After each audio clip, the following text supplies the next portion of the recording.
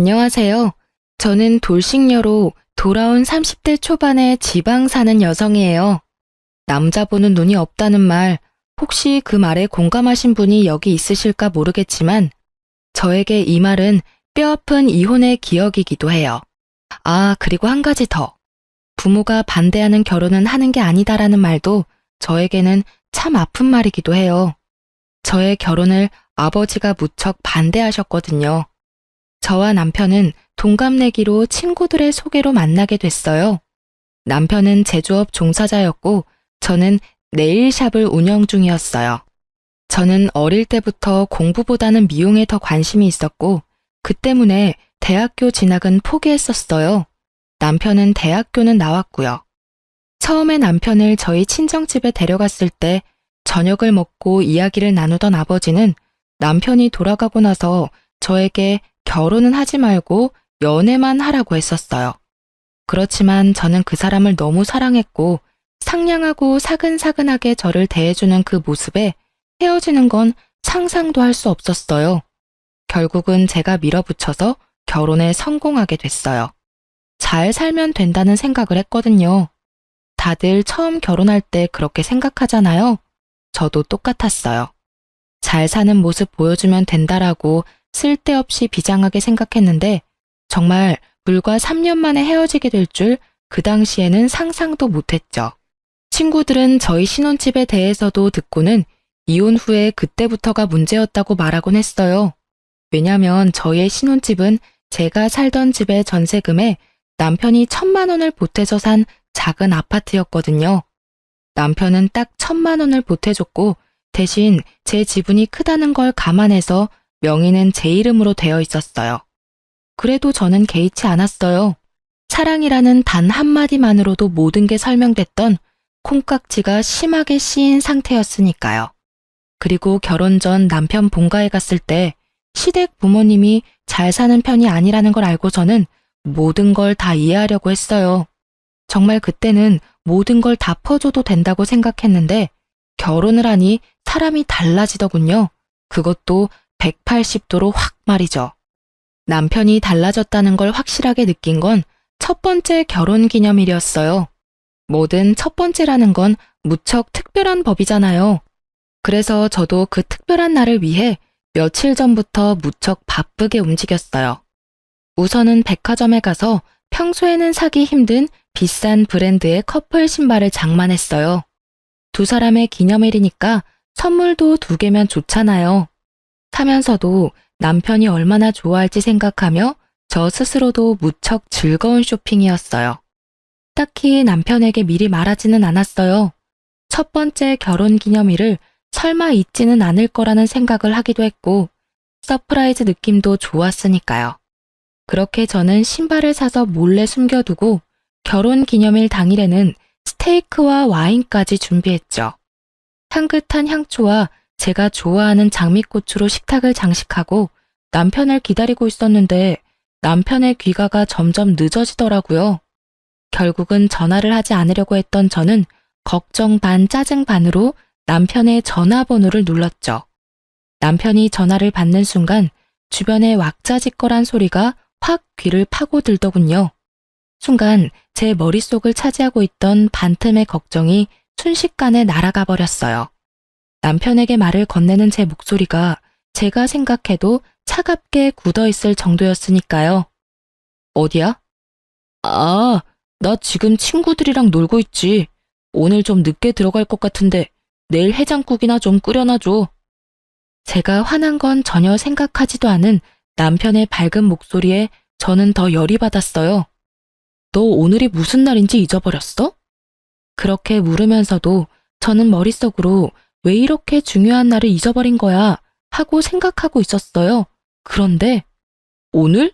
결혼기념일 맞지? 내뱉으려고 미리 머금었던 말들이 그 말에 다시 목구멍 안으로 쑥 밀려 들어가 버렸어요. 당연히 잊고 있어서 놀고 있는 거라고 생각했는데 알면서 놀고 있다는 말이 너무 충격이었으니까요. 제가 말을 잊지 못하니 남편이 먼저 말하더군요. 내가 안 와서 화났어? 자기가 좀 이해해. 어차피 잡은 물고기인데 기념일 꼬박꼬박 챙길 필요 없잖아. 솔직히 연애 때 챙겨준 것도 엄청 힘들었거든. 그러니까 우리 이제 이런 기념일 적당히 하자.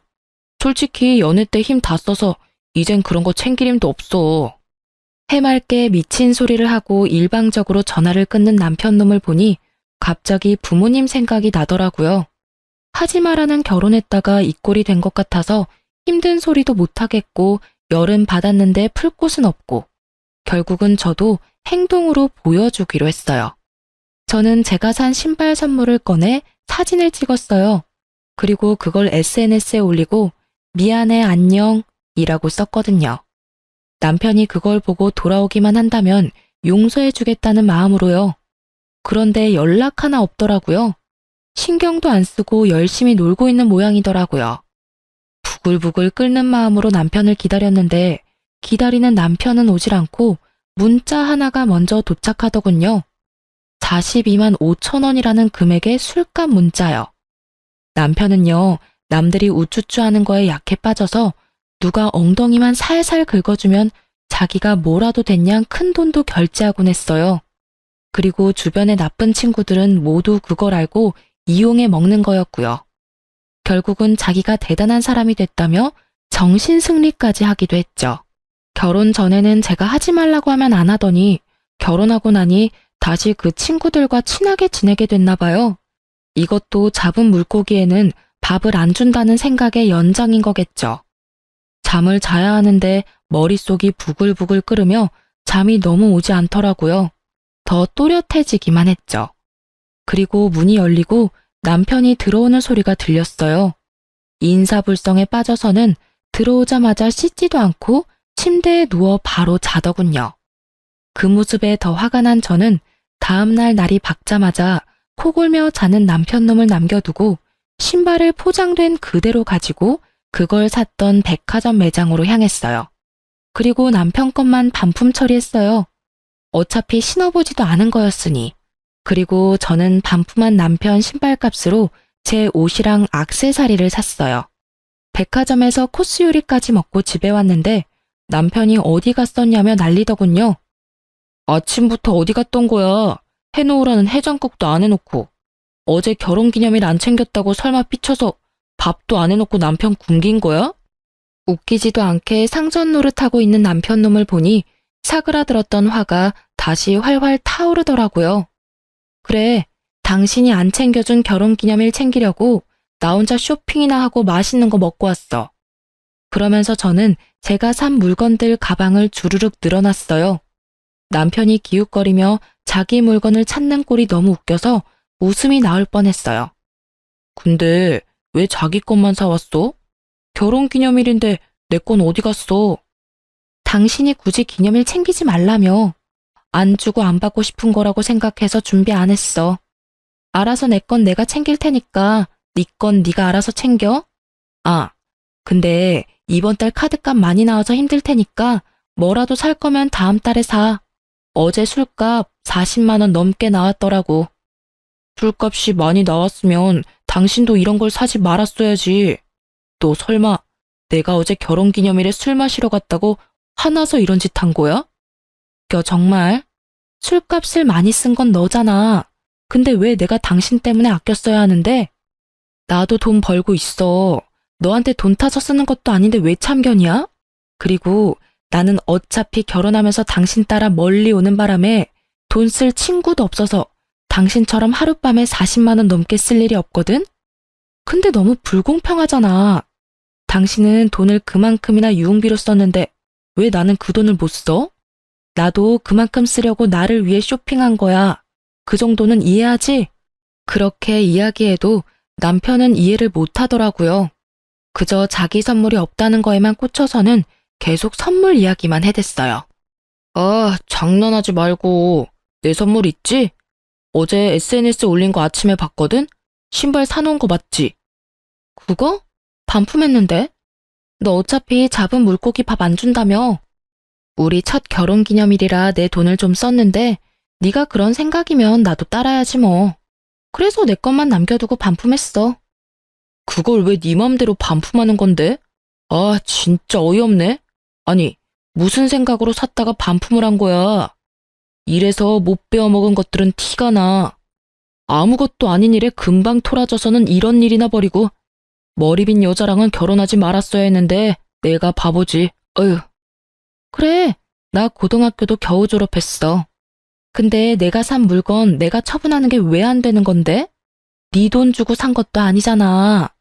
반품을 하든 태워 먹든 네가 무슨 상관이야? 그리고 못 배운 여자들이 금방 토라진다는 건 또 무슨 어이없는 소리고? 당신이야말로 편협하고 쪼잔한 남자지. 오히려 저를 깔아내리며 상식 이하의 여자로 만드는 남편을 향해 분노로 가득 차 소리쳤어요. 엄청 화가 나는데 머리는 차분해지더라고요. 마치 얼음물을 뒤집어 쓴 것처럼요.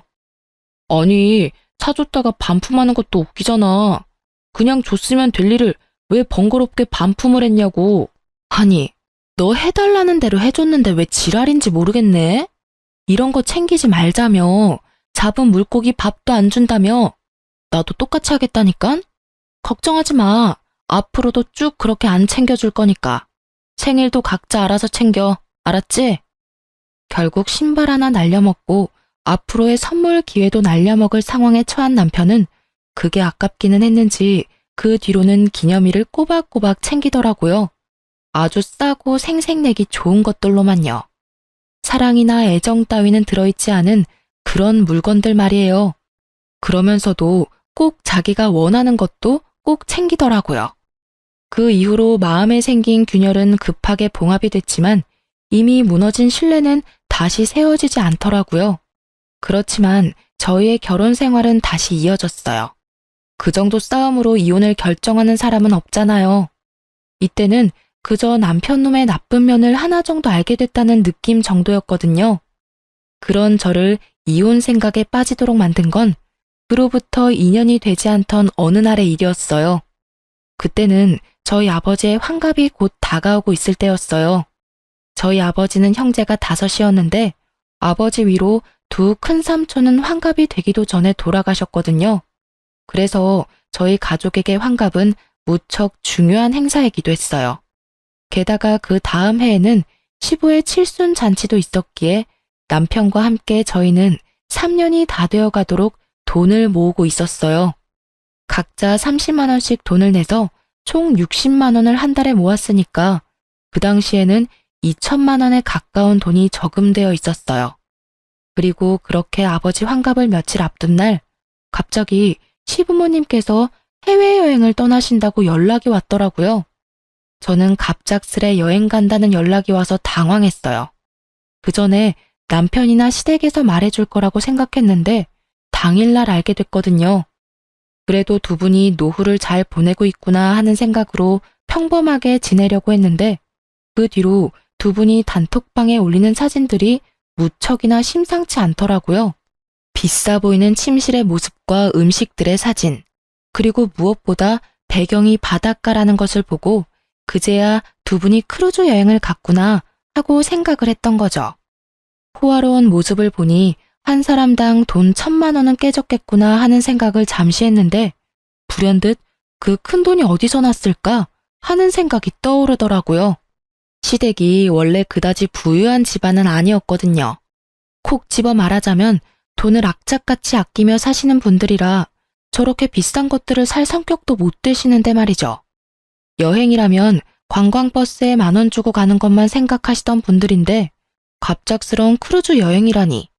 게다가 옷도 다 새로 사서 입었는지 무척 비싼 옷을 입고 있더라고요. 저는 순간 쎄한 느낌이 등골을 스치는 걸 느꼈어요. 시부모가 로또에 당첨된 게 아니라면 무슨 일이 생긴 게 틀림없다는 생각으로 남편에게 조심스레 물어봤어요. 근데 당신 시댁 어른들 무슨 돈이 있으셔서 크루즈 여행을 가셨을까? 평소에는 비싼 음식 먹기만 해도 경기를 하시는 분들이시잖아. 아, 그거? 내가 돈 좀 보태드렸어. 명색이 아들인데 이럴 때 효도 좀 해야지. 안 그래? 아버지 칠순도 얼마 안 남고 해서 말이야. 저는 그 말에 화가 났어요. 그렇지만 뭐라 할 수는 없었어요. 자기 부모님 여행 보내드리는데 자기 돈 보태는 거 제가 뭐라고 할 수 있는 상황이 아니잖아요. 그렇지만 우리는 부부고 서로 경제권을 완전히 묶은 건 아니지만 큰돈 들어가고 나가는 거는 서로에게 알리는 게 좋잖아요. 그래서 제가 남편에게 한마디 했어요. 부모님 여행 보내드리는 거 나도 찬성이긴 한데 그렇게 큰 돈 쓸 거면 미리 나한테 말 좀 해줘야 하지 않아? 게다가 여행 가시는 걸 당일날 아는 것도 좀 그렇고 그런 건 미리 좀 말을 해줘. 어차피 다시 모으면 되잖아. 금방 돈 모았는데 또 금방 모이겠지. 그 말에 저는 잠깐 머리가 멈췄어요. 제가 뭘 들은 건가 싶었거든요. 다시 모으자니 뭘? 재차 확인하는 제 모습에 남편은 태연스럽게 말하더라고요. 우리 한 달에 30만 원씩 총 60만 원씩 모으던 거 있잖아. 그 돈으로 크루즈 여행 티켓 끊고 옷도 사드렸지. 비싼 데 가면 비싼 옷도 입어줘야 하니까. 그 말은 우리가 모았던 2천만 원을 시부모 크루즈 여행에 보탰다는 말이었어요. 저는 완전 빡쳐서 남편에게 꽥 소리를 질렀어요. 그 돈을 왜 네가 멋대로 써? 그건 네 돈이 아니라 우리 돈이야. 너랑 내가 모은 돈. 너 그거 얼마나 썼어? 통장에 있는 돈 다 썼어. 야, 쪼잔하게 그딴 걸로 이렇게 화내는 거 좀 아니지 않아? 쪼잔? 말 그따위로 할 거야? 우리 아버지 환갑이 곧 내일 모레야. 어떻게 할 건데? 그때 드리려고 악착같이 모은 돈을 네가 왜 다 날려? 너 말 이상하게 한다. 무슨 돈을 다 날려? 넌 시댁에 쓴 돈도 날렸다고 하는 거야? 어이구, 그러면서 자기 부모님 환갑은 얼마나 챙기는지. 어차피 환갑 요새 중요하지도 않은데 그냥 넘어가면 될 일이지. 뭘 그렇게 목숨 걸듯 이야기하고 난리야? 뭐가 그리 당당한지 얼굴 빳빳하게 쳐들고 저한테 한 소리 하는 남편놈의 얼굴에 진짜 돌아버리겠더라고요. 내가 분명히 말했잖아. 우리 큰아버지들 다 환갑 되기 전에 돌아가셔서 우리 집에서는 환갑도 중요하다고. 아니, 이렇게 네 멋대로 살 거면 결혼은 왜 했어? 이딴 식으로 행동할 거면 우리 이혼해. 이혼? 나는 절대 이혼 못해. 아니지, 안 해. 내가 도대체 뭘 그렇게 잘못했길래 이혼 이야기까지 하는 건데? 내가 못할 말을 했어? 나쁜 말을 했어? 이혼하면 내가 힘들까? 네가 힘들까? 뭘 알고나 떠들어야지. 무식하면 용감하다더니 네가 딱 그 꼴이야. 배운 게 없으면 가만히나 있던지 쓸데없이 나대고 난리야. 나는 너처럼 돈밖에 모르는 여자 딱 징그러워. 완전 과대망상 환자 아니야?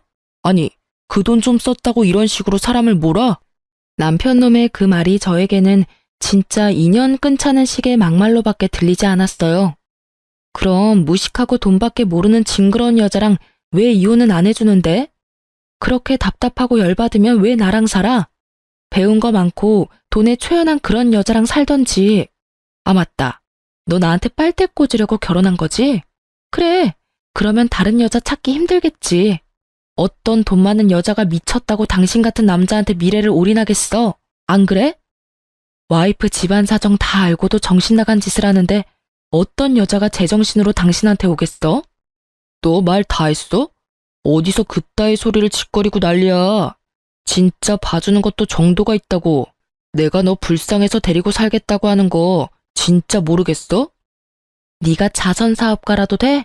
웃기지도 않아. 네 가짜는 친구들이 떠받들어주니 네가 뭐라도 되는 것 같아? 너 진짜 별거 아니야. 마누라 등이나 처먹는 천하의 호로새끼 정도지. 불쌍하다고 생각하지 말고 이혼해줘. 그렇게 저는 이혼을 선언했고 남편을 제 삶에서 분리하는 작업에 들어가기로 했어요. 그런데 그 대화를 나눈 다음 날도 남편한테 이혼 서류를 가지러 간다고 말했지만 혼자 유유자적하더라고요. 당신이 나 같은 남자를 어디서 만나? 나랑 이혼하면 무조건 망할 건데 무슨 배짱으로 이러는지 원. 내가 넓은 마음으로 용서해 줄 테니까 나한테 미안하다고 하고 끝내. 어? 이렇게 말하는 꼴을 보니 용서할 마음이 생기겠어요? 생기더라도 당장 달아났겠죠. 그런 제 속도 모르고 남편놈은 저한테 사과하라며 난리더라고요. 상황이 이해가 안 가나 봐요. 미쳤어? 헛소리 그만하고 당장 이 집에서 나가. 난 당신 얼굴 꼴도 보기 싫으니까. 당장. 내가 왜 집을 나가? 이 집 살 때 내가 1,000만 원 보탠 거 잊었어? 나한테도 지분이 있으니까 네 맘대로 내보낼 수는 없지. 아니, 내가 도대체 뭘 잘못했는데 이런 일을 당해야 하는데? 꼴랑 그 2천만 원 좀 썼다고 나를 완전 죽일 놈으로 모는 거야? 시부모한테 즐거운 한때 선물해줬다고 생각하는 게 그렇게 아까워? 아직도 정신을 못 차렸네. 내가 시부모한테 그 돈 줬다고 화내는 게 아니라는 걸. 왜 아직도 모르는지 이해가 안 되네? 그 돈이 10만 원이던 100만 원이던 1000만 원이던 네가 같이 모은 돈에 대한 결정을 혼자서 했다는 게 화가 나는 거라고 몇 번을 이야기해야 알아듣냐고. 그리고 이 집 살 때 네가 보탠 1000만 원? 당신이 시부모 여행 때 낸 돈 2천 중에 절반은 내 돈이니까 그거랑 퉁치면 되겠네. 어차피 내 동의 없이 내 돈 1000만 원 썼으니 당신이 나한테 그 돈 줘야 하는 거 알지? 네 돈이 내 돈이지. 우리 결혼해서 부부라고. 돈 문제 같은 건 알아서 할 수 있는 거 아니야? 좀 융통성 있게 굴라고. 이렇게 꽉 막힌 여자였어, 너? 내가 막혔냐? 네가 막혔지. 아우, 이런 것도 남편이라고 데리고 살았던 내가 정말 대단한 사람이지. 나가. 나 진짜 당신 얼굴 보고 싶지도 않으니까. 저는 남편에게 소리를 질렀지만 남편은 꼼짝도 하지 않더라고요. 유유자적 쇼파와 한몸이 되어 느긋한 그 모습을 보니 너무 화가 나더라고요. 그렇지만 힘에서 이길 수 없으니 다른 방법을 찾아내기로 했어요. 남편은 저의 이혼에 관한 말을 믿지 않는 분위기였고 더 이상 남편에게 소리 지르지 않았어요. 다음 날 아침 남편은 평소대로 회사를 갔어요. 저는 그때 남편의 짐을 부랴부랴 챙기기 시작했어요. 화장실에 있던 칫솔 하나까지 싹 다 챙긴 저는 점심때쯤 이삿짐 용달업체를 불렀어요. 그리고 남편 짐을 다 챙겨서 시댁으로 보냈죠. 그리고 마지막으로 집의 도어락을 싹 바꿨어요. 비밀번호뿐만이 아니라 기종까지 바꿔버렸어요. 남편의 흔적이 없으니 마음이 너무 편하더군요. 그렇게 저는 하루 가게를 쉬고 집에서 시간을 보냈어요. 저녁이 되니 남편에게 전화가 오더라고요. 문 앞에 있는 걸 알고 있었으니 전화는 받지 않았죠. 남편은 비밀번호를 눌렀지만 문이 열릴 턱이 있나요? 그런데 남편이 도어락을 해제하려고 기사를 불렀더라고요. 문 밖에서 기사가 남편과 이야기를 하는데 제가 소리를 질렀죠. 기사님, 집에 사람 있으니 도어락 열지 마세요. 문 열어주시면 주거 침입죄로 신고할 거거든요. 그리고 옆에 있는 남자분께 여기 더 이상 네 집 아니니 시댁으로 가라고 전해주세요. 제 말에 밖에서 소리가 나더니 결국 기사가 돌아간 듯 하더라고요. 남편은 집에 들어오지 못한 채 밖에서 고래고래 고함을 질렀죠. 야, 문 안 열어? 지금 장난치는 거야 뭐야? 빨리 열어. 열셀 때까지 안 열면 진짜 너 험한 꼴 볼 줄 알아? 이 무식한 여자야. 문 열 생각 없고 짐은 하나도 빠짐없이 시댁에 보냈으니 거기서 지내. 이혼 서류는 내일 보낼게. 장난쳐? 당장 문 열라고. 네가 뭔데 집 문을 걸어 잠궈?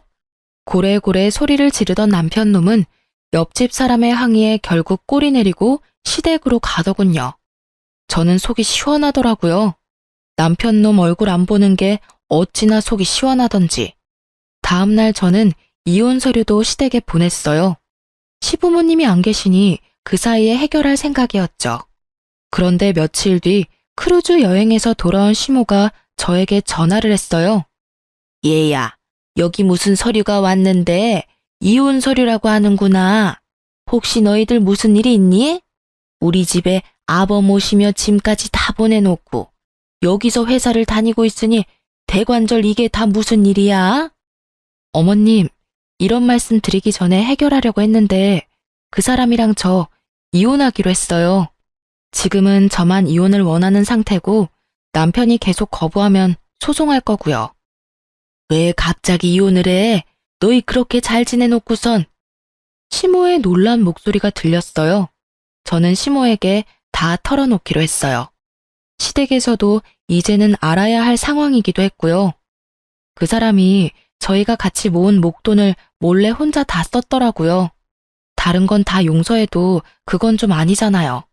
개인 돈도 아니고 우리가 같이 사용하는 돈을 어떻게 그렇게 함부로 사용할 수 있어요? 그럴 리가. 걔는 절대로 그런 애가 아니야. 설마 그렇다 하더라도 필요한 곳에 썼겠지. 필요한 곳이기는 했죠. 두 분 호화 크루즈 여행 갈 때 쓴 돈이 그 돈이거든요. 저도 두 분 여행 보내드리는 거에 불만은 없어요. 그런데 사용할 거라면 최소한 미리 저한테 이야기라도 해야 하지 않나요? 그런데 저는 어머님이 사진 보내기 전까지 여행 가는 거에 대해 아무것도 몰랐어요. 게다가 그 돈은 저희가 양가 부모님 잔치 때 쓰려고 모은 돈이었어요. 특히 저희 아버지 환갑이 바로 코앞인데 그 돈 다 써버려서 저는 지금 해드릴 수 있는 게 없고요. 아니, 이런 걸 다 떠나서 최소한 저한테 미안한 감정이라도 가져야 하는 거 아니에요? 아예 저를 무식하고 돈만 밝히는 여자라고 얼마나 고래고래 소리를 치는지. 그래서 이혼하기로 했어요. 제 말에 시모가 꿀먹은 벙어리가 되더군요. 그 2천만 원을 두 분께 쓴 거 아깝다고 생각하는 거 절대 아니에요.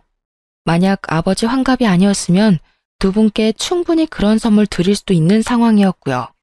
그런데 그 큰 돈을 같이 모은 사람에게 한마디의 상의도 없이 써버리는 건 그 사람 잘못이 틀림없다고 생각해요. 아니, 잘잘못을 가릴 필요까지도 없이 그냥 제가 그런 사람을 견디지 못하겠어요.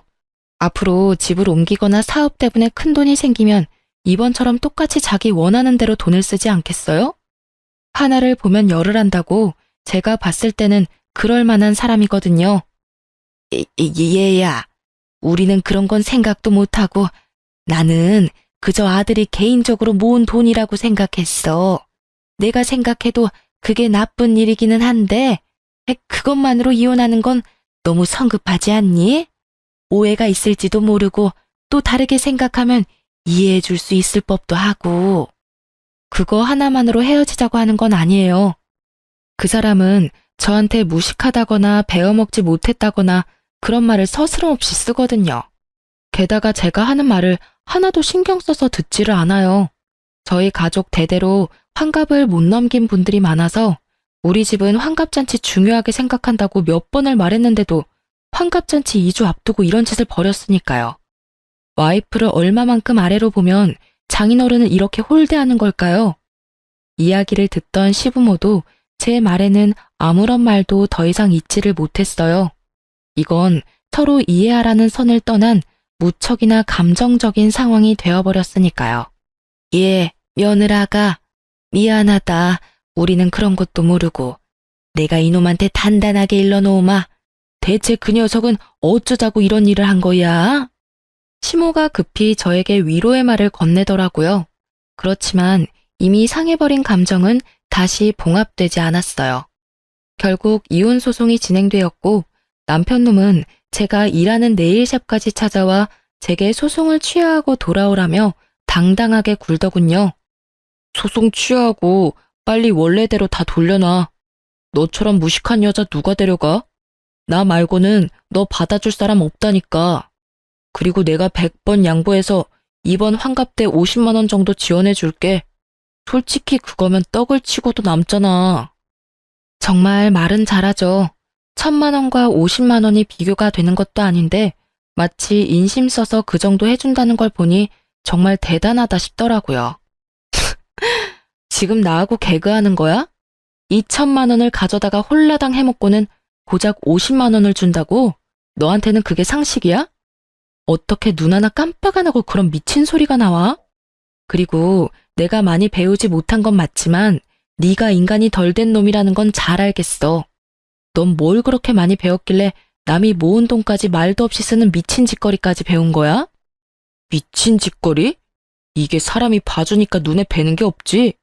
나 오늘 여기서 계속 죽치고 있을 거니까 알아서 해. 네가 소송 취하해줄 때까지 나 안 나가. 남편놈은 대기석 의자에 널브러지듯이 앉아서는 눈까지 감고 팔짱까지 끼고는 모르쇠로 운운하며 앉아있더라고요. 웃기지도 않네. 그렇게 대단한 님께서 왜 나 같은 별 볼 일 없는 여자랑 이혼을 못해서 그렇게 난리야? 혹시 집 때문에 그런 거야? 아니면 또 돈 모아두면 다 가져가려고 그런 거야?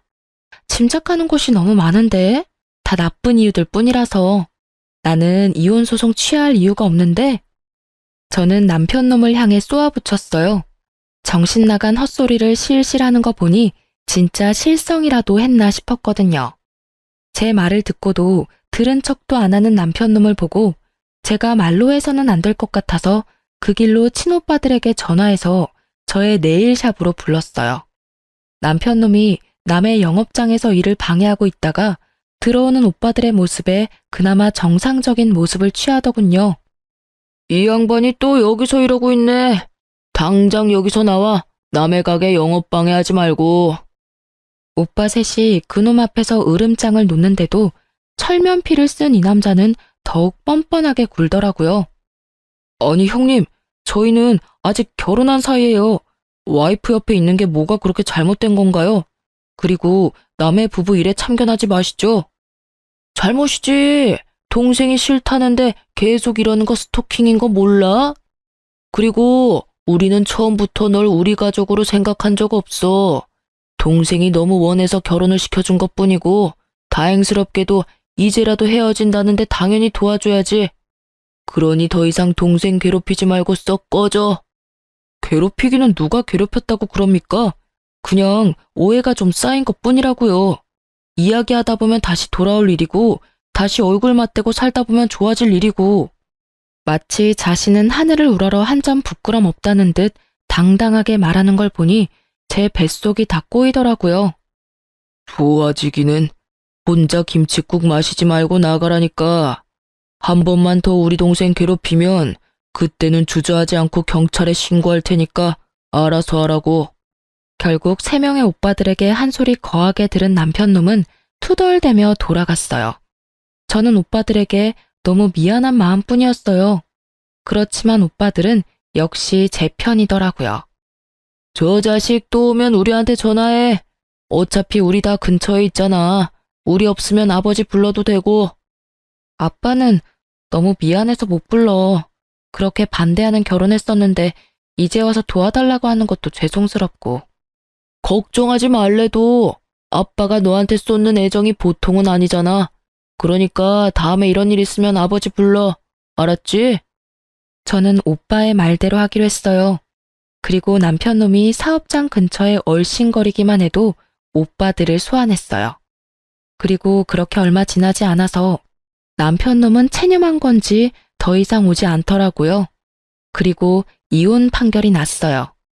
어차피 결혼 생활도 길지 않았고 재산 분할은 예상한 바와 크게 다르지 않더라고요. 그 집은 제 품에 돌아왔지만 사실 더 이상 살고 싶은 마음도 없었고 그 집이 제가 원했던 집도 아니었거든요. 그저 전 남편 사정에 맞춰 찾은 집이었을 뿐이니까요. 그래서 소송 끝나고 법률 관계 정리 끝나고 나서는 후다닥 집부터 팔아버렸어요. 그런데 이렇게 모든 게 깨끗하게 끝났으면 좋았을 텐데 갑자기 전 남편이 제 가게로 다시 찾아왔더라고요. 구질구질하게 구는 남편놈 때문에 진절머리가 날 지경이었지만 가게에서 난동을 피우며 헛소리를 하더라고요. 아니, 왜 네가 집을 가져가? 그 집 살 때 나도 돈 1,000만 원 낸 거 알잖아. 그러면 나한테도 뭐 좀 떨어져야 하는 거 아니야? 이건 한참 잘못됐어. 소송이 잘못된 거라고. 게다가 애초부터 잘못은 네가 했는데 피해는 내가 봐야 하는데 둘이 같이 모은 돈이니 내가 어떻게 쓰던 네가 따라와주면 될 일이잖아. 네가 이해심이 모자라서 이혼을 하게 됐는데 피해는 왜 내가 받아야 하냐고. 구구절절 하는 말마다 내게 잘못을 떠넘기는 걸 보니 여전히 반성이라고는 하나도 안 하고 있더라고요. 그 이야기를 듣고 있던 제가 열받아서 한 소리 하려는데 네일샵 안쪽으로 아버지가 들어오시더라고요. 제가 이혼한 걸 최근에야 알게 되신 아버지는 남편놈이 저번에 가게에서 난동 피운 걸 오빠들에게 듣고서는 이렇게 제 작업장 근처에 항상 계셨거든요. 남편놈 오면 꼭 한마디 해줄 거라고 말이죠. 전 남편은 이제는 눈에 뵈는 것도 없는지 제 아버지를 보고도 남편놈은 뻔뻔하게 굴더라고요. 그래도 큰 소리를 치지 못하는 눈치였어요. 아니 이게 누군가? 내 딸하고 이혼한 사람 아닌가? 그런데 왜 여기 있어? 애저녁에 똑똑하고 마음씨 넓은 여자 찾아 떠난 줄 알았더니. 아니 장인어른, 어르신도 생각해보세요. 이 상황이 제가 잘못해서 벌어진 일이냐고요. 저는 우리 부모님께 효도 한번 한 것뿐이고, 솔직히 결혼했으면 시댁 부모 챙기는 것도 당연하잖아요. 그런데 왜 제가 이혼을 당하고 집까지 뺏겨야 하는지 이해가 안 돼서 그럽니다. 그래, 각자 부모 챙기는 건 당연하지. 그런데 그럴 거였으면 자네 돈으로 효도하지 그랬어.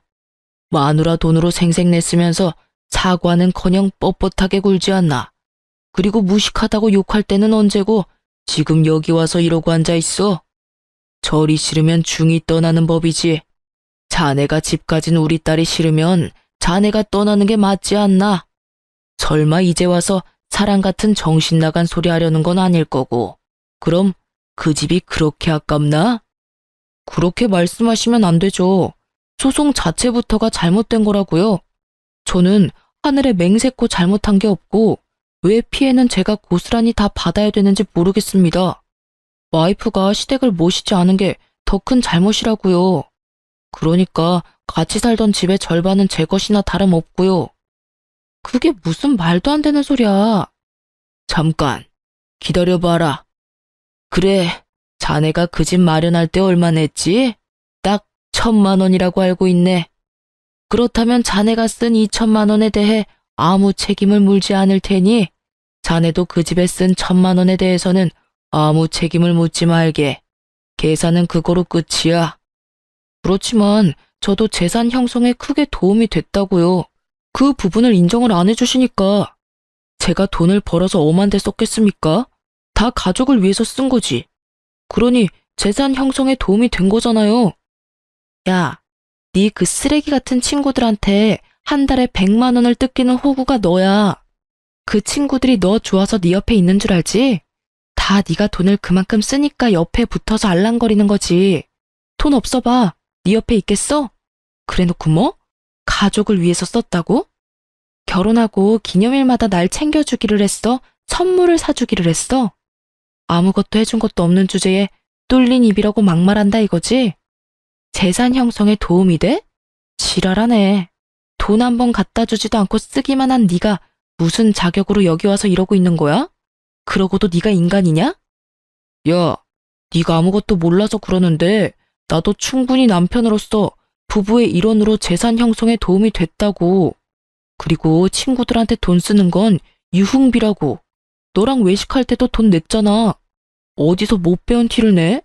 네가 뭐 법률적으로 아는 게 있긴 해? 어디서 주워들어가지고 어림짐작하는 것 같은데 제발 좀 제대로 알고 이야기를 해. 결국은 아버지 앞에서도 못 배웠네 어쩌네 입을 놀린 남편놈을 보며 저는 눈앞이 캄캄하더라고요. 그 이야기를 듣던 아버지가 한 소리 하더군요. 그래, 자네 말대로 우리 딸이 배움이 부족하기는 하지. 그런데 그렇게 부족한 우리 딸에게 많은 게 하나 있어. 이제 와서 자네한테 이런 말 하는 게 미안해서 말 안 하려고 했는데 말이지. 우리 딸은 돈복이 많지. 자네가 있는 이 건물이 누구 것인지 모르지? 바로 내 것이라네. 그리고 딸은 조만간 이 건물을 물려받을 거야. 딸이 나한테 아주 좋은 환갑 선물을 줬거든. 자네하고 이혼을 해줘서 내 기분이 무척 좋아졌어. 그래서 건물을 주기로 한 거야. 자, 어때? 이래도 우리 딸이 많이 모자란가? 그 말에 남편의 얼굴이 완전 깜짝 놀라더라고요. 그것마저도 정말 가증스럽게 보이더라고요. 남편에게 처음부터 돈이 많다고 이야기하지 말라고 한 건 아버지였어요. 남편의 허세가 보이니 혹시라도 집에 돈이 있다는 말은 하지 말라고 하셨거든요.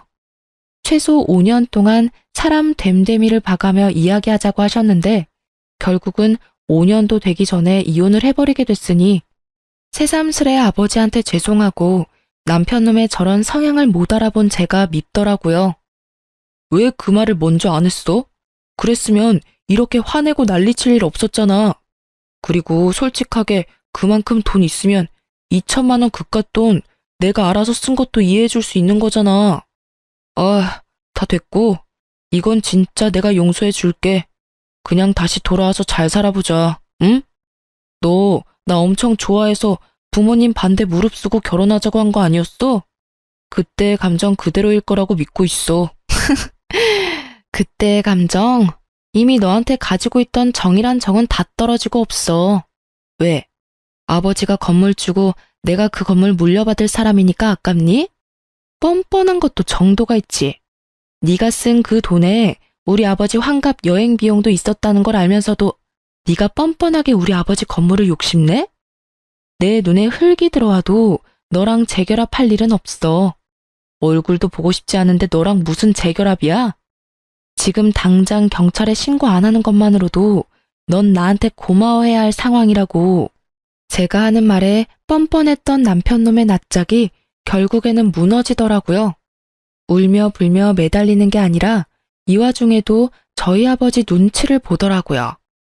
장인이 가진 돈이 그리도 탐이 났는지 그걸 보니 새삼 저런 놈을 선택한 제 두 눈이 문제가 있었던 게 아니었나 싶더라고요. 그런 남편의 눈에 담긴 욕심을 읽었는지 아버지가 전 남편에게 한마디 하더라고요. 나도 자네에게 무척 고마운 마음을 가지고 있네. 이번 환갑 때 내게 쓸 돈을 자네가 다 쓰는 바람에 딸이 이렇게 정신을 차리고 집으로 돌아오지 않았는가. 그러니 고맙지. 그 말에 결국 남편놈은 더 이상 되돌릴 수 없다고 느꼈는지 제 발로 제 가게에서 나가더라고요. 그러나 그 뒤로도 미련이 남았는지 몇 번을 술을 먹고 전화하길래 전화번호 싹 바꿔버렸어요. 그리고 제 가게도 내놓고 다른 데 가게 얻었어요. 나중에 우연히 소식을 접했는데 시댁 크루즈 비용은 우리가 모은 돈으로 다 써버리고 시부모 옷값과 쇼핑에 든 카드값들은 결국 못 갚아서 빚이 터져버렸다고 하더라고요. 원래는 우리가 모으던 돈들이 몇 달 다시 모이면 그 돈에서 해결하려고 했었나 봐요. 그런데 그 사이에 이혼하게 돼버리니 결국은 그게 다 빚으로 돌아와서 허덕거리며 살고 있다고 하더군요. 그걸 알고 나니 더 정 떨어지는 거 있죠? 어디까지 빌부터 먹을 생각이었는지. 게다가 어디까지 말 안 하고 또 돈을 홀라당 써버리려고 했는지. 제게 빨대 꽂으려 했다는 걸 알고 나니 참으로 이혼한 게 다행으로 느껴졌어요. 이혼 후 몇 년이 지난 지금은 저도 좋은 사람과 좋은 관계를 맺고 있는 중이에요. 이혼 직후에는 제 눈을 못 믿어서 남자를 못 만날 정도였는데 최근에 아버지가 소개시켜준 사람은 첫인상은 별로였지만 계속 두고 지내니 사람됨이 괜찮아서 잘 만나고 있어요. 제게 남자 보는 눈이 없다는 걸 알고 나니 아버지의 안목을 믿게 되더라고요. 생각보다 좋은 사람이라 미래를 생각하고 있을 정도고요. 이혼을 한번 하니 결혼에 관한 말들이 어느 정도 맞는 말이었다는 걸 깨닫게 됐어요. 부모가 원하지 않는 결혼은 하지 않는 게 낫다라고 하잖아요. 세상을 좀 더 산 사람들 눈에는 제가 보지 못하는 무언가가 보이는 것 같아요. 아버지에게도 물어보니 처음부터 말투나 대화 내용에서 욕심과 허영이 많다는 느낌을 받았다고 하셨대요. 그리고 결국은 그런 것들이 터져서 이혼을 하게 된 거였고요. 솔직히 부모의 반대에도 잘 사는 사람들이 많을 거예요. 그렇지만 저희는 그게 아니었던 거죠. 이렇게 글로 쓰니 참으로 제가 못났던 것 같아요. 물론 거지 같은 남편 만난 게 온전히 제 잘못만은 아니죠. 결혼 전에는 정상적으로 행동하려고 노력해서인지 그런 모습들을 많이 보지는 못했거든요. 정말 사소하고 작은 것들에서 그런 모습들을 발견할 수 있는데 저에게는 그런 경험이 없었던 거예요. 제가 사람 보는 눈이 없다는 것보다도 상대방을 속이는 사람을 조심하라는 말을 하고 싶어서 글을 쓰게 됐어요. 쓰고 나니 후련하기도 하고 자아 성찰이 되네요. 긴 글 읽어주셔서 감사하고 모두 행복한 하루 보내세요.